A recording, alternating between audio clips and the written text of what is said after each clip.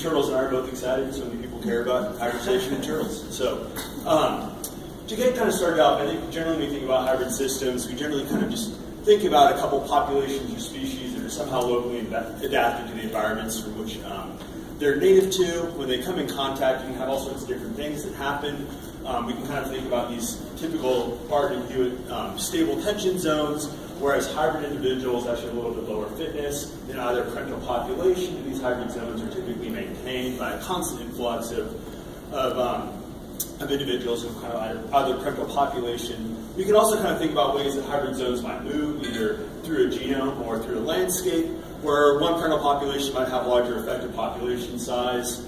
They might migrate better. Hybrids might have differential fitness compared to one or the other of these parental populations. And when that happens, you expect this hybrid zone to kind of move through genomes or space.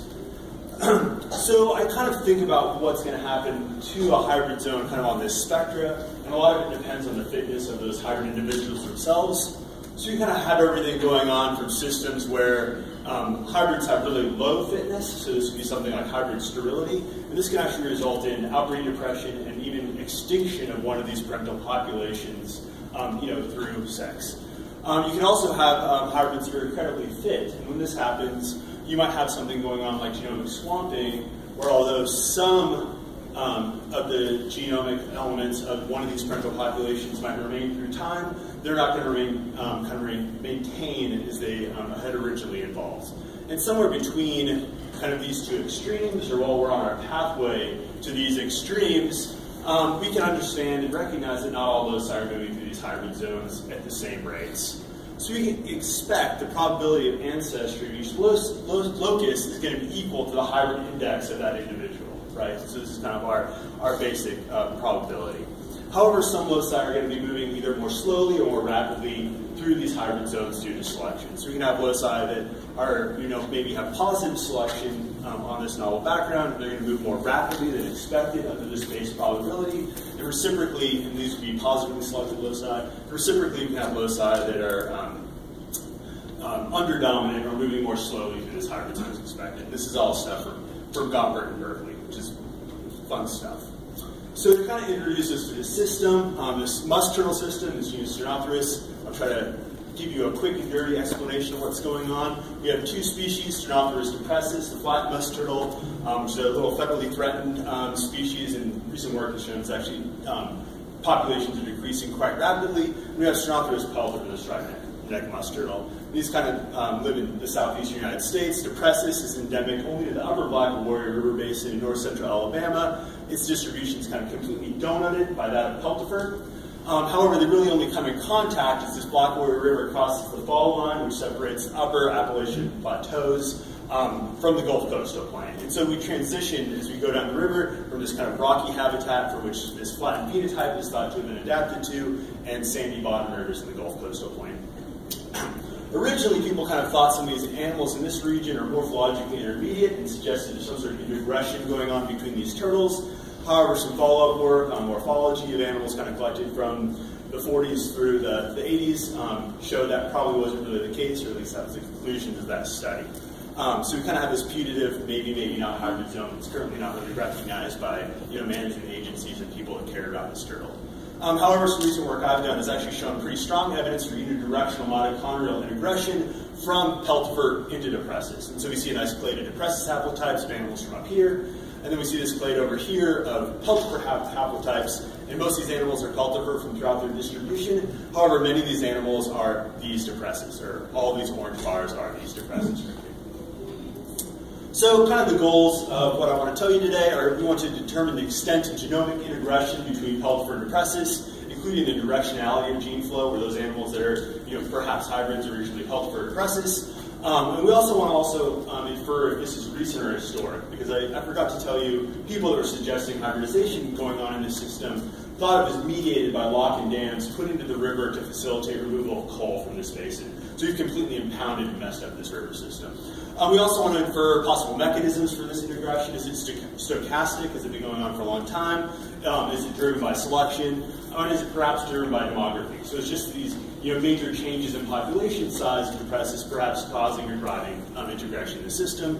And then discuss and handwave a little bit about evolutionary and ecological consequences of this hybridization, or what we can sort of infer a little bit from some genomic data, including, is there any genomic swamping, genetic rescue, etc. going on. So really briefly, because some people care about data, we use 3-rad-seq data, which is basically a modified DD-rad protocol of Glenn et al. I've paired in 75 base pair luminous sequences. I've kind of pulled out 85 individuals from a big 200+ turtle data set. High-rad, good fun. 8x read depth at minimum, 90% complete matrix. And kind of what we care about is 3,500 loci and almost 1,400 unlinked biallelic SNPs with a decent minor allele frequency. So of course, the first thing you want to do is ask, is there any genomic introgression? So using structure, there is.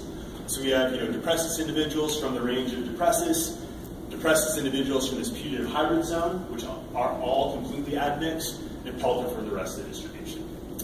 That's great and all. So these animals, the mitochondrial DNA is supported with what we see in our genomic data. However, it doesn't tell us anything at all about directionality or what else is going on in this system. So just to really quickly run through it, we use this partitioned ALO-BABA or 5 taxon D test statistic. And this allows us to infer the directionality of gene flow when we expect there to be kind of a null expectation between a couple sister pairs of taxa. And so there's all sorts of different allelic combinations you can get, but we only really care about excesses in either ABAs or BABAs that deviate from what we expect in incomplete lineage sorting models. So hopefully that works. I can tell you more about it if you care.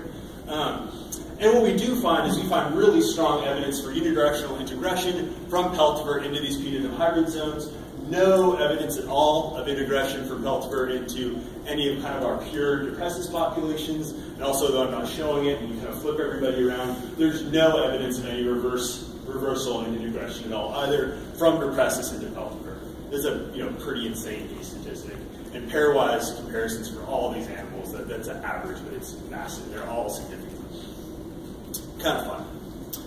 The next thing I want to ask is introgression recent? So I just use this new hybrids program to kind of classify hybrids across this zone. We find no F1 hybrids detected, which I guess isn't super surprising. You probably expect F1s to be relatively rare. About 25% of these are F2 hybrids. Over half of them are F1 depressus back crosses, which is what we'd expect if we kind of have movement from peltiver to depressus.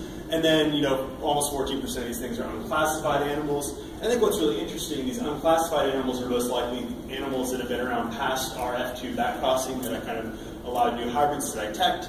And where these are they're all kind of right at the interface of this hybrid zone itself, which is where we expect deeper back cross animals in time. However, up here, these are all basically F2 back crosses, showing this is probably pretty darn recent introgression.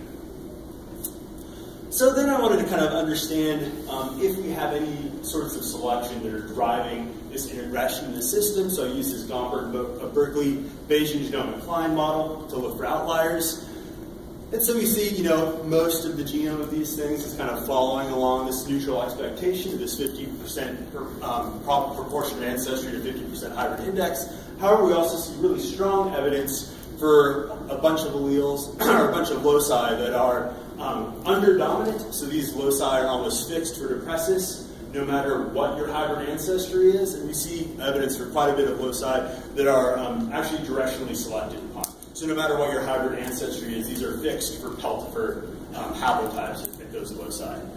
So we have selection driving kind of introgression at both ends here, which is pretty nice. And I also want to point out that these loci are actually unevenly distributed.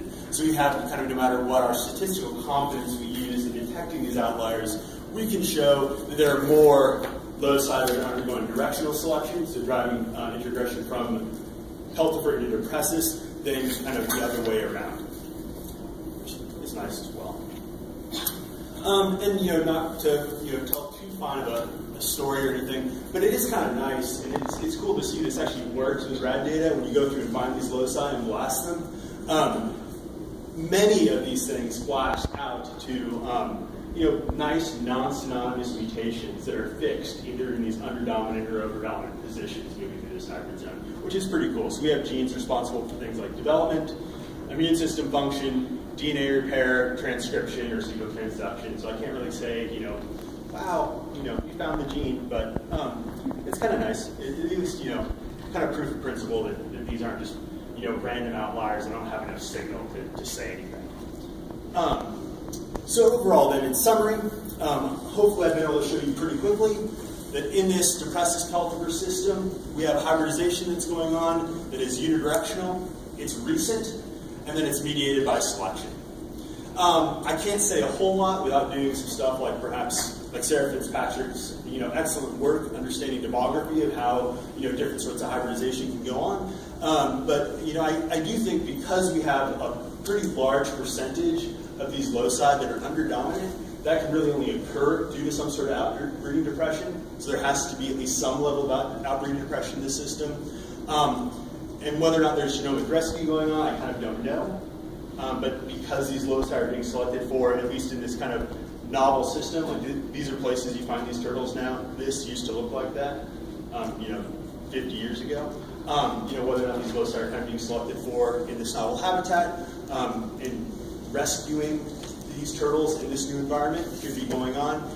And then there is, or has to be, at least in this hybrid zone, some level of genomic swamping because there are no pure depressors left to be sampled.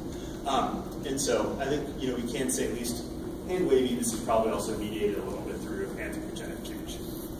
At any rate, yeah, so I'd like to thank some folks at UA, Troy, UGA for helping with these library preps, some undergrads for helping in the field, very much NSF, US Fish and Wildlife, and Alabama Department of Natural Resources for funding, all these folks for permits, my wife for putting up with me, and I'll take any questions if you guys have them.